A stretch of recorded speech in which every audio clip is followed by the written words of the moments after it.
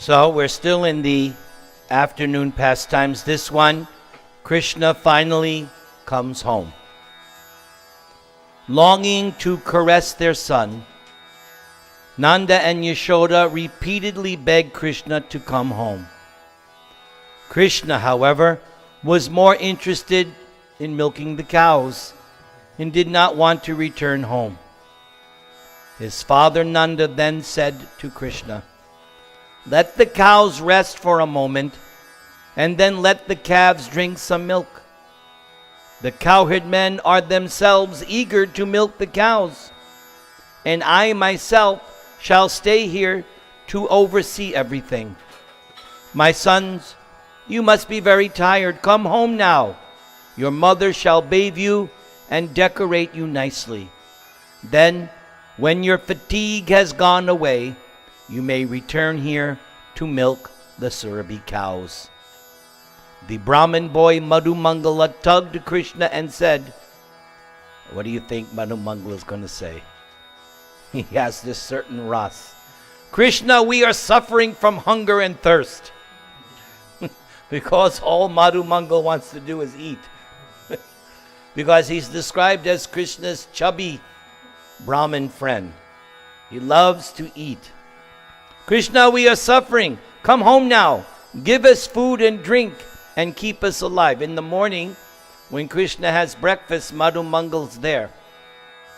And Yashoda and the different gopis are putting things on Krishna's plate. And Krishna can see Madhu Mangal wants it. So Krishna takes food from his plate and gives it to Madhu Mangal. Let's see. Balaram's affectionate mother Rohini repeatedly begged Krishna and Vraja's king Nanda, and repeatedly begged with great persistence. Mother Yashoda then grabbed Krishna and Balaram by the hand and started to pull them home. Mother rules, right? She's taking them by the hand. In this way, Lord Krishna began to go home along with his friends.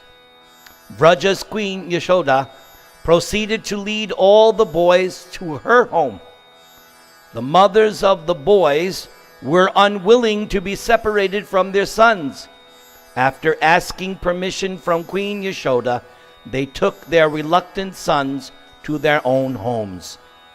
Vraja's queen Yashoda then brought Lord Hari, Lord Balaram, and the Brahmin boy Madhu Mangal into the house.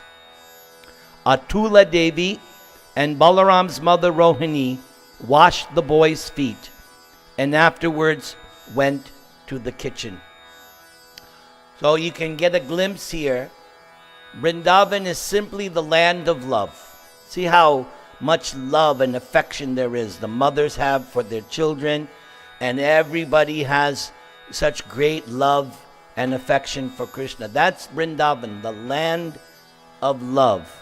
Everyone simply loves Krishna. As Prabhupada once spoke when he was explaining the song Jai Radha Madhav, Prabhupada was making the point that the residents of Vrindavan don't care Krishna's God, Krishna's not God. Doesn't matter. They simply love Krishna. That's all. That's Vrindavan. Vrindavan is the place everybody loves Krishna. Who wants to go? Who wants to love Krishna? In Vancouver this week, earlier, I told somebody, the one time I asked Prabhupada a question, and everybody thought the answer to the question that I asked Prabhupada, what pleases you the most? And everybody thought, oh, he's going to say distribute books, he's going to...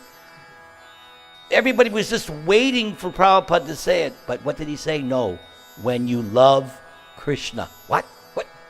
He didn't say distribute books? This must be an imposter, Prabhupada. Where's the BBT, Prabhupada? No, Prabhupada said when you love Krishna. So, that is Vrindavan. Everybody loves Krishna. Srimati Radharani and the gopis followed Lord Krishna the moon of Gokula. As long as they could see him, they remained happy, and the fire of separation in their hearts remained extinguished. When they could no longer see him, they became very unhappy at heart. In this condition, they returned to their homes. Just as the sudden, unexpected attainment of a son for those who are childless, a windfall of gold for the poor, or monsoon rains for those trapped in a forest fire, are sources of great bliss. In the same way, the opportunity to again associate with Lord Hari was the source of great bliss for the people of Vraja.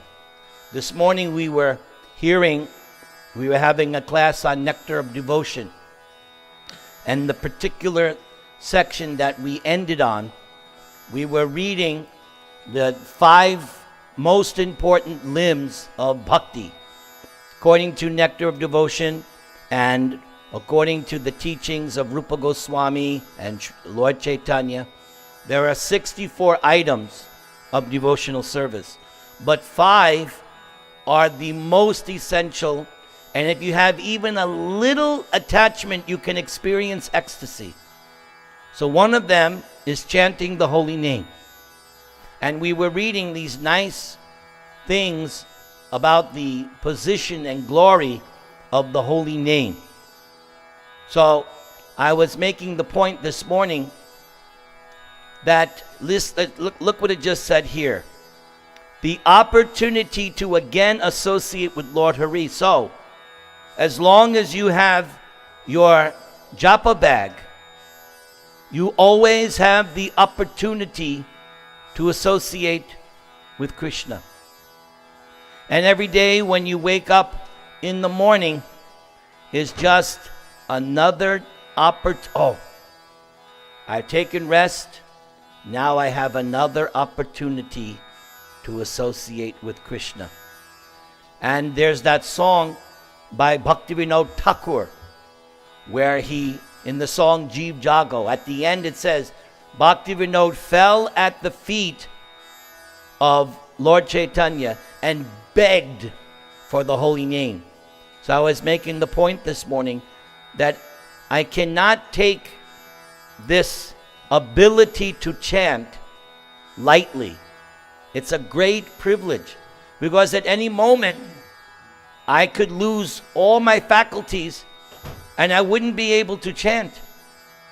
So I shouldn't take chanting for granted. It's a privilege, it's an honor, yes. And Lord Chaitanya, through my spiritual master, has given me this up. I've been given the holy name. Oh my God. I have been, as it says here, the opportunity to again associate with Lord Hari was the source of great bliss. So whenever we have the opportunity to chant, I should think, oh, what a great opportunity that I actually have time. So, you heard people say, oh, Prabhu, I don't have any time to chant. That's the most unfortunate person who says that. Me, I'm very fortunate.